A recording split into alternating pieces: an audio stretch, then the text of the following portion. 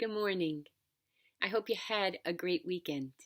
Today we honor Martin Luther King Jr., one of my favorite people for so many reasons.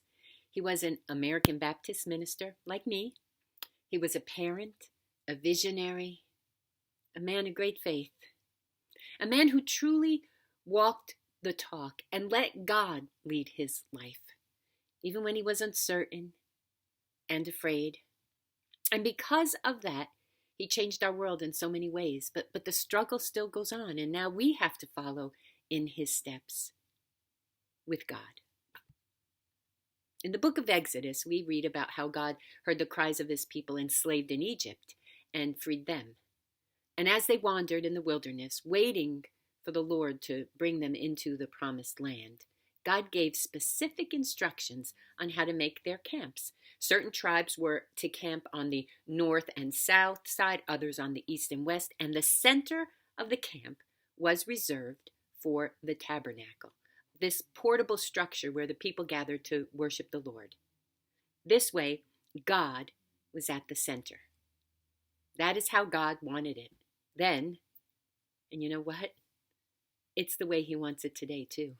God wants our every step to be with him at the center. So I was thinking, what would it look like if we did that? If we truly centered our lives, our time, energy, emotions, decisions around God?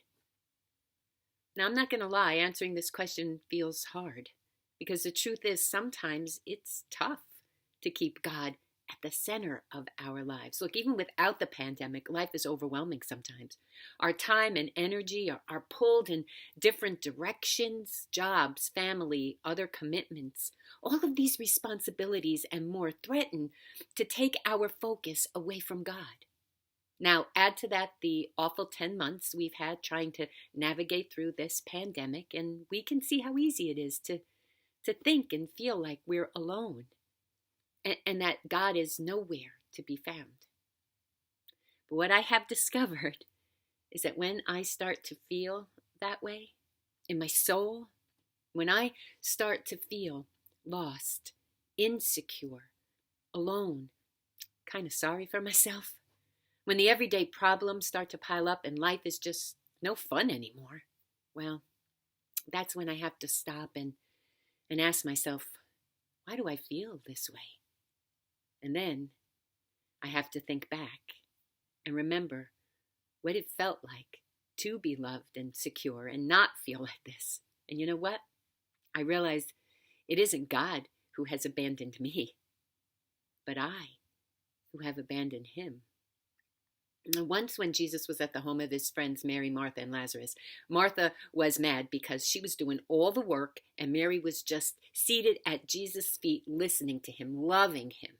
And Martha wanted Jesus to reprimand her, but instead he said, Martha, you are distracted by many things, but only one thing is necessary. Mary found it. So leave her alone, because Mary was centered. See, we were designed for the purpose of knowing Jesus and making him the center of our life, and everything else should revolve around that. That's what keeps us going in the right direction. It's what kept Dr. King going when he was afraid, disappointed, and wondering if he was on the right path.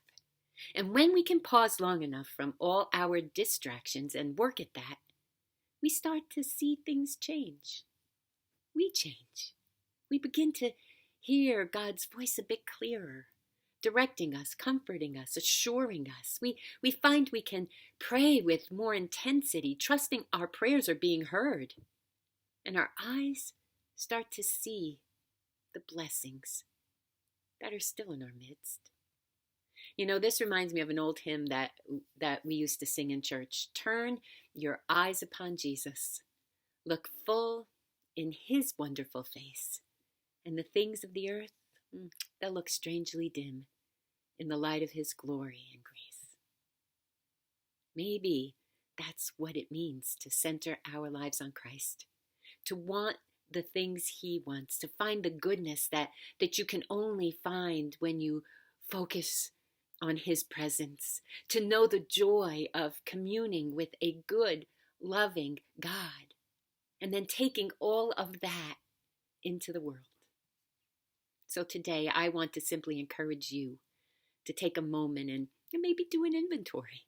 If you're distracted, if you feel overwhelmed, pulled in 1,000 directions, angry, worried, struggling, maybe feeling a little sorry for yourself, turn your eyes to Jesus. Sit at his feet. Spend time in his word. Simply ask him to center you and direct your steps. And when you do that, I promise, you'll find he will. Now stay safe, keep wearing your mask, washing your hands, socially distancing yourself, and always remember these words of Martin Luther King. Everything that is done in this world is done by hope. Let's keep hoping. We can do this. I love you guys. Have a great week. I'll see you soon. Hang in there. Peace.